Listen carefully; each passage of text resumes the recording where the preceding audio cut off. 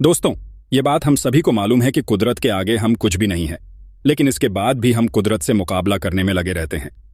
हम हर दिन कुदरत के साथ कुछ नया करते, कुछ नया छेड़छाड़ करते हैं, लेकिन कुदरत भी अपने मौके पर हम इंसानों का बहुत कुछ बुरा करती है, कितनों का अंत कर देती है, और इसी मनमानी के कारण हम इंसानों का बहुत भारी नुकसान ही होता है। लेकिन इंसान जात ही ऐसी है जो अपनी हरकतों से बाज नहीं आते हैं। और अगर हम पूरी दुनिया में बात करें इस कुदरत के साथ खिलवाड़ करने वाले देशों में, तो उसने सबसे पहले नाम चाइना का आता है। आज तक जितना खिलवाड़ चाइना ने किया है कुदरत के साथ, वैसा हरकत पूरी दुनिया में किसी ने नहीं की है, और इसका खामियाजा चाइना को कई बार मिला भी है। लेकिन इसके बाद भी चाइना अपनी गलतियों को बार बार दोहराते रहता है। दोस्तों, आपको पता ही होगा, अभी हाल ही में कुछ समय पहले चाइना ने अपने रेगिस्तानी इलाकों में 12 लाख खरगोश को छोड़ रखा है, और यह चाइना का इतना बड़ा कदम उसके लिए मुसीबत की नींव पड़ गई है। लेकिन ऐसा क्यों, आइए जानते हैं। लेकिन ऐसा ही हाल एक बार ऑस्ट्रेलिया में हुआ था। ये बात उन दिनों की है जब ऑस्ट्रेलिया में बिल्कुल भी, या यूं कहें, वहां की जनसंख्या ना के बराबर थी। ब्रिटिश ऑस्ट्रेलिया आए थे और यहां रहना शुरू कर दिया।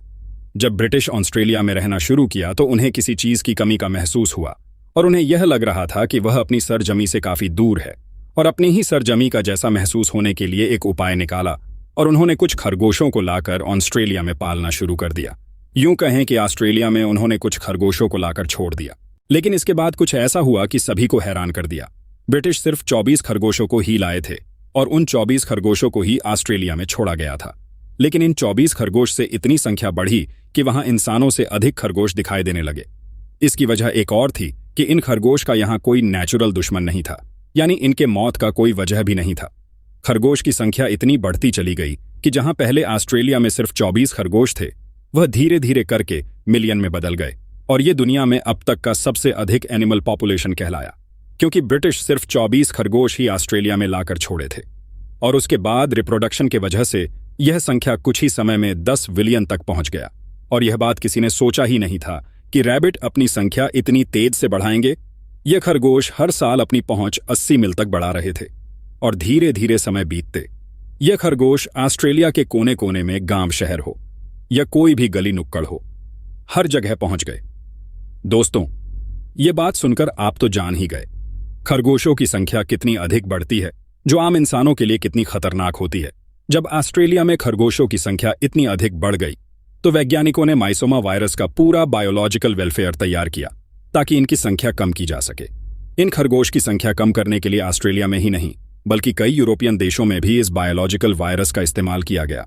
इस तरह से बहुत तेजी से इनकी संख्या कम होने लगी, और यह संख्या 99% तक कम हो गई। सिर्फ 1% ही बचे हैं, और इन 1% खरगोशों ने अपने अंदर इस वायरस से निजात पाने के लिए, अपने अंदर इस वायरस से लड़ने के लिए प्रतिरोधक क्षमता पैदा कर लिया। इसके बाद इस वायरस का इन रैबिट पर कोई असर नहीं हुआ, और उनकी संख्या एक बार फिर से बढ़ना चालू हो गया। दोस्तों, यही कारनामा अब चाइना ने दोहराया है, और चाइना ने अपने रेगिस्तान में 12 लाख खरगोशों को छोड़ा है। और इस बात से आप अनुमान लगा सकते हैं कि खरगोशों की संख्या क्या होने वाली है। दोस्तों, चाइना ऐसी गलतियां या ऐसा हरकत कई बार कर चुका है, उसके बाद करता भी है। बहुत समय पहले चाइना के एक लीडर ने चाइना को बदलने के लिए एक प्रोग्राम की शुरुआत की थी, जिसे ग्रेट लिप फॉरवर्ड का नाम दिया गया था। इसके लिए कृषि में बदलाव लाने के लिए एक बहुत बड़े काम की शुरुआत की गई थी। इस कैंपेन में बहुत सारी चीजें जो किसी को नुकसान पहुंचाने का काम करती हैं, उसे जड़ से खत्म करने का फैसला लिया गया था। और इसमें सबसे पहला टारगेट गौरैया चिड़िया को बनाया गया था। वही गौरैया जो आज के समय में जैसे विलुप्त सी हो गई हूं। चाइना के लोग गौरैया को देखते ही बर्तन बजाना, आवाज करना शुरू कर देते थे, जिसके कारण वह जमीन पर बैठ नहीं पाती, और आसमान में ही थककर जमीन पर गिर जाती तो उन्हें गोली मार दी जाती थी। और इस काम के लिए चीन के नेता उन्हें इनाम दे रहे थे। वह इसीलिए करते थे क्यों उनका कहना था कि इस चिड़िया की वजह से खेतों के फसल का भारी नुकसान होता। चाइना के लोगों ने इन चिड़ियों को खत्म कर दिया। लेकिन यह चिड़िया सिवान आज ही नहीं बल्कि कीड़े मकोड़े को भी खाती थी, और इस चिड़िया के ना होने के कारण चाइना में कीड़े मकोड़े की संख्या बहुत अधिक हो गई, और इन कीड़ों में सबसे अधिक संख्या टिड्डियों की बढ़ने लगी। टिड्डी दलों पूरे चीनी आतंक मचाना शुरू कर दिया। चाइना की इस गलती की वजह से वहां की आम जनता को बहुत भारी नुकसान उठाना पड़ा था। टिड्डी दलों ने पूरी चाइना में भारी मात्रा में फसलों को नष्ट कर दिया था, और जिसके कारण चाइना में भूखमरी फैल गई, और इस भूखमरी के कारण चाइना में लाखों करोड़ों लोगों की जानी चली गई। भूख से तड़प थे। गौरैया के मर जाने से चाइना के लिए फूड चेन में बहुत गड़बड़ी हो गई थी। इसी तरह दोस्तों, जब खरगोश सो को पाला जाता है तो वह बहुत तेजी से रिप्रोडक्शन का काम करते हैं और वह बहुत भारी मात्रा में खाना भी खाते हैं और उन्हें अपनी आसपास जो भी पेड़ पौधे, अनाज, घास फूस मिलता है सब कुछ खाने लगते हो जा। देवी और खास खाने से जब बारिश होता है तो इन जगहों पर मिट्टी का भारी कटाव होने लगता है। मिट्टी के कटाव से वहां की फर्टिलिटी डाउन होने लगती है और सब्जियों का भारी मात्रा में नुकसान होने लगता है। खरगोश की संख्या अगर यादें पर जाती है, सुबह पूरी खेतों के फसलों को बर्बाद कर देते हैं। ठीक यही समस्या ऑस्ट्रेलिया को भी हुआ था, तभी वहां पर बायोलॉजिकल वायरस का इस्तेमाल करना पड़ा था। तब जाकर ऑस्ट्रेलिया में खरगोश की संख्या कंट्रोल में हुई थी।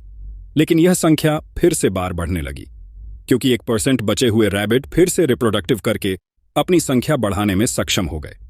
दोस्तों, खरगोश सोती एक खासियत और है कि वह जमीन खोदकर पेड़ पौधों की जड़ों को खाने लगते हैं, क्योंकि खरगोश को जड़ वाली सब्जियां खाना अधिक पसंद होता है। और यही कारण है कि खरगोश जमीन में गड्ढा खोदते हैं और इसीलिए चाय नानी अपने रेगिस्तान में खरगोश को छोड़ा और खरगोश रेगिस्तान में गड्ढा खोदने का काम शुरू कर दिए। और यह सिलसिला यहीं नहीं रुका। खरगोश जो भी खाते हैं उसके बीज अपने मल के रास्ते जगह जगह फैलाना शुरू कर देते हैं और फिर से एक बार चाइना का रेगिस्तान ग्रीन होना शुरू हो गया। यही कारण है कि चाइना की सरकार ने इतना बड़ा कदम उठाया था और चाइना का यह खुराफाती दिमाग काम भी कर गया, क्योंकि चाइना का रेगिस्तान फिर से ग्रीन और उपजाऊ क्षेत्रों में बदल गया। और चाइना यह इसलिए कर रहा था क्योंकि चाइना का अधिकतर भाग दिन प्रतिदिन रेगिस्तान में तब्दील हो रहा था और चाइना इसे रोकने के लिए इस प्रोजेक्ट पर काम कर रहा था। और इस तरह चाइना के अंदर रिफोरेस्टेशन हो रहा था और इस तरह चाइना में फार्मिंग भी बढ़ रही थी और इसके साथ ही साथ चाइना वालों को रैबिट का मीट भी खाने को मिल रहा था। दोस्तों, चाइना वालों रैबिट का मीट बहुत ही लजीज माना जाता है और इसे खाना लोगों को अधिक पसंद होता है। इस तरह चाइना को इससे एक तरफ फायदा मिल रहा था, लेकिन ही दूसरी तरफ एक नुकसान भी हो रहा था। जैसे आपको पहले बताया मैंने कि ऑस्ट्रेलिया में इनकी संख्या बहुत अधिक मात्रा में बहुत अधिक कम समय में बढ़ती है, ठीक वैसे ही चाइना में भी इनकी संख्या बढ़ने लगी और आसपास के इलाकों में सब्जियों की खेती करने वाले किसानों को भारी नुकसान का सामना करना पड़ा। अगर इससे कुछ नुकसान हुआ है तो दूसरी तरफ चाइना के सामने एक बहुत बड़ी खरगोश की संख्या को लेकर मुसीबत पड़ चुकी है। इसलिए कहते हैं दोस्तों, कुदरत के साथ खिलवाड़ नहीं करना चाहिए, क्योंकि हम कुदरत से जीत नहीं सकते हैं। दोस्तों, कुदरत के साथ बिना छेड़छाड़ की अपनी लाइफ को जीना चाहिए। आपको क्या लगता है? कमेंट करके हमें जरूर बताएंगा और हमारी चैनल को सब्सक्राइब करना ना भूलना, क्योंकि हम आपके बहुत ही काम आएंगे।